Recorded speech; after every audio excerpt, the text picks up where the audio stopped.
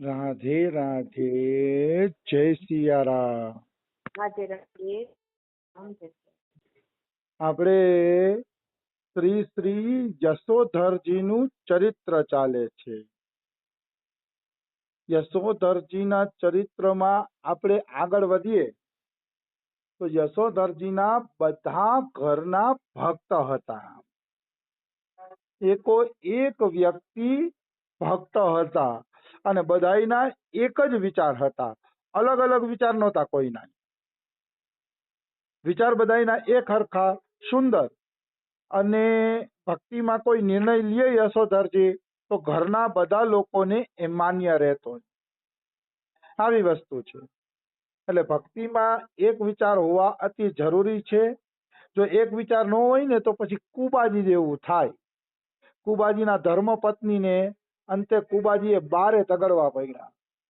એને પછી ઘરમાં ન રાખ્યા, કારણ કે એમના એક વિચાર નહોતા એટલા માટે. હવે આવે છે સેવત હરિદાસ.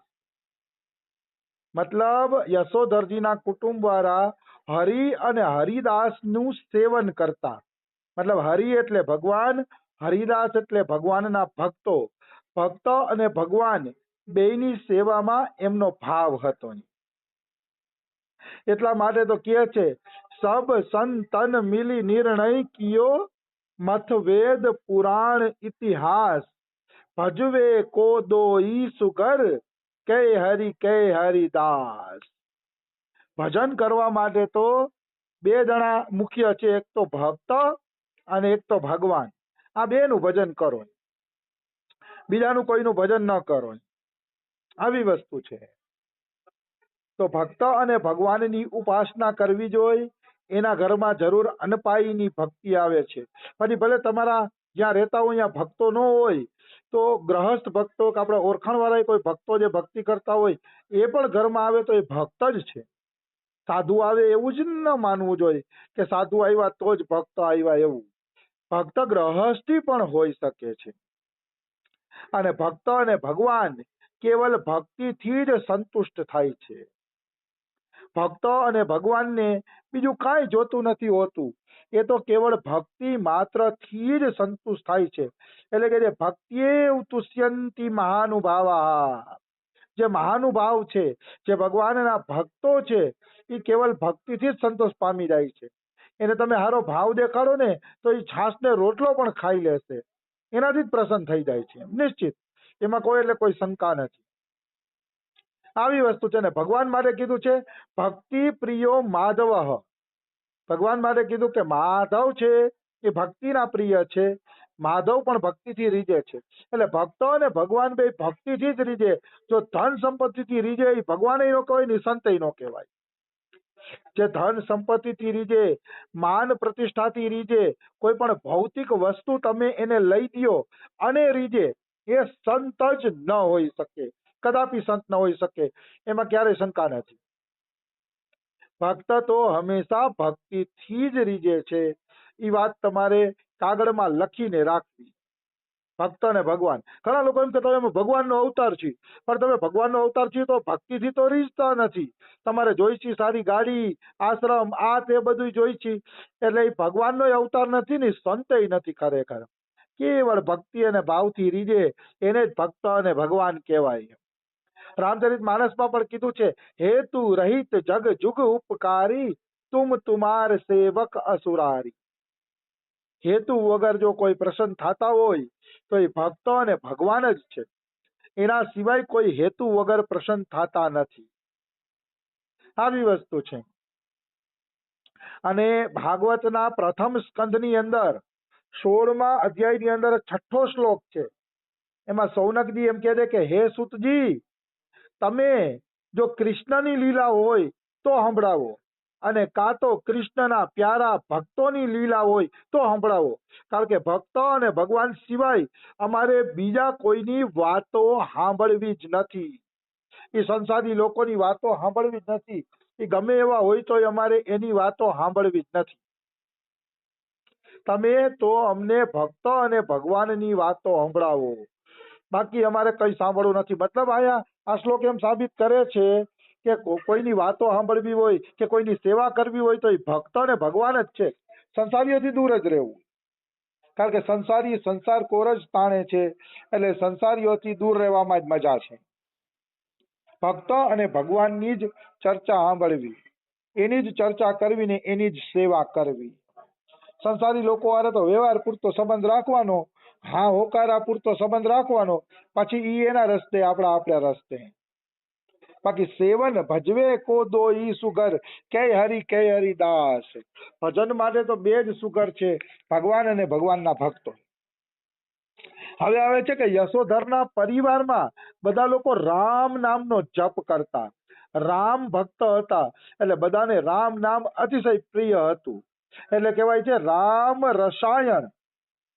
ભગવાનનું નામ છે ને એ રસાયણ છે. દાખલા તરીકે કોઈને રોગ થયો હોય અને દેશી દવાથી એ રોગ ન મટે તો એના માટે રસાયણ ચિકિત્સા કરવી પડે. રસાયણ ચિકિત્સા એટલે અંગ્રેજી દવા. તો એ રસાયણ ચિકિત્સાથી એના તનનો રોગ છે એ દૂર થઈ જાય છે. પણ માની લ્યો મનનો રોગ દૂર કરવો હોય તો કે મનનો રોગ રામ રસાયણથી જાય છે, રામ નામથી જાય છે. જે રામ નામનો જપ કરે છે ને વાસ્તવમાં એ જ રામનું રસાયણ છે, જે રામ નામનો જપ કરે છે. રામ નામ એવું રસાયણ છે કે જે માનસિક રોગોને દૂર કરે છે, ભાવ રોગોને દૂર કરે છે, અને રામ નામ છે એ ભગવાન પાસે પણ લઈ જાય છે. જીવ નિશ્ચિત ભગવાન પાસે લઈ જાય છે, એમાં કોઈ એટલે કોઈ શંકા નથી. એટલે હંમેશા ભગવાનનું ભજન કરવું જોઈએ. એ એવું રસાયણ છે કે જે તમને ભવસાગરમાંથી છોડાવી દે છે. આવી વસ્તુ છે. અહીંયા એક શ્લોક આપ્યો છે, ઇદમ શરીરમ સત્સંધિ જર્જરમ પતત્યવશ્યમ પરિણામી પેસલમ. मतलब यह शरीर सैकड़ों संधियों से जर्जरित है. मतलब આપણા શરીરમાં સેંકડો હાંધા છે, એક હાંધો ભાંગી જાય એટલે શરીર નકામું. સેંકડો હાંધાનું આ શરીર છે, આ બદલવા વાળું શરીર છે, એક ને એક દિવસ નષ્ટ થઈ જ જવાનું છે. માટે હે મૂઢ, હે દુર્બુદ્ધિ મનુષ્ય, કે તું બીજી ઔષધિના પચડામાં ન પડ, તું રામ નામનું રસાયણ પાન કર કે જેથી તું ભવસાગર છે ને પાર થઈ જાય. તું ભવસાગર પાર થઈ જા એટલે તું રામ રસાયણનું જ પાન કરજે, બીજું કઈ તારે રસાયણ પાન કરવાની જરૂર નથી. આવી વસ્તુ છે. પછી આવે છે અનેક જન્માર્જિતમ દુષ્કૃતેન તેનોદ્ભવા સંતિ અપાર ક્લેશાહ તેસામ વિનાશાય સુભેષજમ सत सिद्धिकृतम राम रसायनम में. मतलब अनेक जन्मों में किए गए जो दुष्कर्म उसी से जन्म मरण आदि अनेक क्लेश उत्पन्न होते हैं, उसको नष्ट करने के लिए हे मनुष्य तू राम रसायण का पान कर. મતલબ આપણે અનેક જન્મના દુષ્કર્મ કર્યા છે અને એ દુષ્કર્મ જન્મ મરણ અને રોગ બનીને આપણી ઉપર આવી ગયા છે. એ દુષ્કર્મ જન્મ મરણનો રોગ બનીને આપણી ઉપર આવી ગયા છે અને આપણા શરીરમાં આદિ વ્યાધિ ને ઉપાધિ ભરી દીધી છે આ અનેક જન્મના પાપ કર્મોએ. તો કે એનાથી કેવી રીતે બચવું? તો કે રામ રસાયણનું પાન કરો, ભગવાનનું નામ જપો. ભગવાનનું નામ એવું રસાયણ છે કે બધામાંથી તમને છોડાવી દે છે નિશ્ચિત. એમાં કોઈ એટલે કોઈ શંકા નથી. એટલે મનુષ્યએ ભગવાન નામનો જપ જેટલો થાય એટલો કરવો જોઈએ. એનાથી વિશેષ મતલબ સાધન કળિયુગમાં બીજું એકેય ન હોઈ શકે.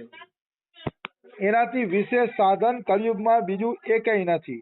ભગવાન નામથી મોટું સાધન સંસારમાં હોય જ ન શકે, શક્ય નથી, સંભવ પણ નથી.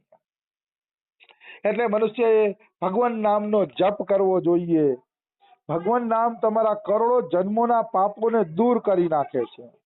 નામની એવી મહિમા છે કે કરોડો જન્મોના પાપોને નિષ્ક્રિય કરી નાખે છે. પછી એ ફળ દેવા માટે ફળ તમને આપી જ નથી શકતા, એટલું બધું ભગવાન નામનો મહિમા છે. એટલે ભગવાન નામનો જપ કરવો જોઈએ, જે પાપો રૂપી રોગથી આપણે બચાવે છે, નિશ્ચિત રૂપે બચાવે છે. એમાં કોઈ એટલે કોઈ પણ પ્રકારની શંકા નથી. ભગવાન નામ માટે એવું કહેવામાં આવ્યું છે પદ્મ પુરાણની અંદર કે ભગવાન का एक नाम भी जिसकी जीवा पर आ जाए, स्मरण में आ जाए या कान में प्रवेश कर जाए, वह चाहे शुद्ध हो या अशुद्ध निश्चय उद्धार कर देगा।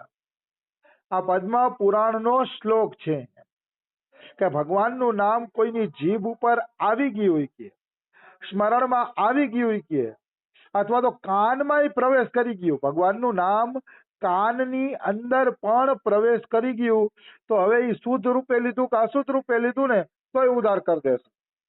મતલબ આપણે હરે કૃષ્ણ બોલી છીએ અને અંગ્રેજ લોકો હરે કૃષ્ણ હરે કૃષ્ણ કૃષ્ણ કૃષ્ણ બોલે છે, એને શુદ્ધ કૃષ્ણ બોલતા આવડતું નથી। શુદ્ધ કૃષ્ણ બોલતા અંગ્રેજ લોકોને આવડતું નથી, તો પણ એનું કૃષ્ણ નામ એનો ઉદ્ધાર કરી દેશે, નિશ્ચિત ઉદ્ધાર કરી દેશે। એમાં કોઈ એટલે કોઈ શંકા નથી, કારણ કે ભગવાન નામ શુદ્ધ રૂપે લેવાનું હોય કે અશુદ્ધ રૂપે લેવાનું હોય, ભગવાનનું નામ જીવનો ઉદ્ધાર કરી દે છે। એમાં શુદ્ધિ અશુદ્ધિની અપેક્ષા નથી, શરીરે શુદ્ધ હોય તો ભલે, ન હોય તો ભલે, તોય અપેક્ષા નથી, અને નામે શુદ્ધ અશુદ્ધ હોય તો ભલે, કારણ કે નામ ભલે શુદ્ધ અશુદ્ધ રહ્યું પણ આપણો ભાવ તો ભગવાન જાણે છે ને, આપણો ભાવ તો શુદ્ધ અશુદ્ધ નથી ને, એ તો ભગવાન સરસ રીતે જાણે છે। આવી વસ્તુ છે, એટલા માટે મનુષ્યએ હંમેશા ભગવાનના નામનો જપ કરવો જોઈએ, જે ભાવથી શુદ્ધ અશુદ્ધ રૂપે જે ભાવથી થાય એ રીતે ભગવાન નામનો જપ કરવો જોઈએ મનુષ્યએ, આવી वस्तु છે। लेकिन प्रायः लोग देह सुख के लिए, धन के लिए, मान सम्मान के लिए, लोभ के कारण अथवा पाखंड से नाम लेते हैं, इसलिए उसका शीघ्र फल नहीं मिल पाता है। तो कदाच તમને પ્રશ્ન થશે કે આટલો બધો ભગવાનના નામનો મહિમા છે, તો આખું જગત ભગવાનનું નામ લે છે, તો એનું ફળ કેમ દેખાતું નથી? તો કે એનું ફળ એટલે નથી દેખાતું, પેલા તો એ લખ્યું કે દેહના સુખ માટે ઘણા લોકો ભગવાનનું નામ લે છે। ભગવાનનું નામ લઈ તો અમારે પૈસો આવે, ઘરમાં સુખ સુવિધા થાય, તો સુખ સુવિધા માટે એ નામ લે છે, તો સુખ સુવિધા માટે નામ લે છે એ ચાલશે નહીં, તો એ નામ તમારું જલ્દી કલ્યાણ કરશે નહીં, એટલે દેહના સુખ માટે નામ લેવું જોઈએ નહીં। પછી ધન માટે ઘણા લોકો ધન માટે નામ લે છે કે અમે નામ જપ કરીએ તો અમને ધન મળી જાય, નોકરી ધંધા લાગી જાય, એના માટે નામ લે છે, એટલે નામનું ફળ નથી દેખાતું। ફળ દેખાતું નથી હો, બાકી તમારા ખાતામાં જમા તો થાય જ છે। તમે દેહ સુખ માટે નામ લ્યો કે ધન માટે નામ લ્યો, સકામ ભાવે નિષ્કામ ભાવે કોઈ પણ રીતે નામ લ્યો, એનું ફળ તો તમારા ખાતામાં જમા થાય જ છે, પણ એ તમને તરત દેખાશે નહીં, અને નિષ્કામ ભાવે લેશો તો તરત એ ફળ તમને દેખાઈ જશે। એટલે કોઈ પણ રીતે નામ લ્યો ફેલ તો નથી જ, એટલે કે શરીર સુખ માટે, ધન માટે નામ નહીં લેવાનું, માન સન્માન માટે નામ નહીં લેવાનું, કે હું નામ લઉં તો બધા મને ભગતના દીકરા કહે, મને બધા માન આપે, સન્માન આપે, એવા ભાવથી નામ લેવું જોઈએ નહીં। અને પછી એવું લોભ, ઘણા લોકો લોભના કારણે નામ લેતા હોય છે, એને લોભ જ હોય કે ભગવાનનું નામ જપીએ તો અમારી આ કામના પૂરી થઈ જાય, ફલાણી કામના પૂરી થઈ જાય, ઓલી કામના પૂરી થઈ જાય, બસ લોભ લોભ લોભ ને લોભ, બીજી વાત જ નહીં। તો લોભ માટે નામ લેવાથી પણ એ ફળ દેતું નથી। અને છેલ્લે કીધું પાખંડ માટે, ઓ પાખંડ તો અત્યારે ચારે તરફ ફેલાઈ ગયું છે, પાખંડની કોઈ સીમા નથી, એવું ચારે તરફ છે એ પાખંડ ફેલાઈ ગયું છે અત્યારે। ચારે તરફ નામ જપ એટલે જ કરે છે કે અમે મોટા સંત દેખાઈએ અને લોકો અમને ધન ધરે, માન સન્માન આપે, હાર તોરા કરે, અમે આશ્રમો બનાવીએ, આ બધું પાખંડ માટે જ નામ જપ થાય છે। તો જે લોકો પાખંડ માટે નામ જપ કરે છે એને કાંઈ ફળ મળતું નથી, એટલે ફળ જમા થશે પણ એ ફળ દેખાશે નહીં। એટલે પાખંડ માટે મનુષ્યએ નામ જપ કરવા જોઈએ નહીં, નામ જપ કેવલ ભગવદ પ્રીત્યર્થ કરવા જોઈએ, કે મારા નામ જપથી મારો પ્રભુ પ્રસન્ન થાય, મારો પ્રેમાસ્પદ ભગવાન પ્રસન્ન થાય અને ભગવાન ખુશ રહીએ, બસ એ માટે જ નામ જપ કરવા જોઈએ। પતિ પત્નીનું નામ લઈએ કે પત્ની પતિનું નામ લઈએ તો એમાં પાખંડ કે લોભ કે એવું કાંઈ નહીં હોય, એમ જ માનતા હશે કે પતિ ખુશ રહીએ એટલે જ, આવી વાત છે। તો એવી રીતે નિષ્કામ ભાવે નામ લેવાથી કામ બની જાય છે। તો સમય થઈ ગયો છે, બીજું આપણે કાલે લઈ લેશી। રાધે રાધે, જય સિયા રામ।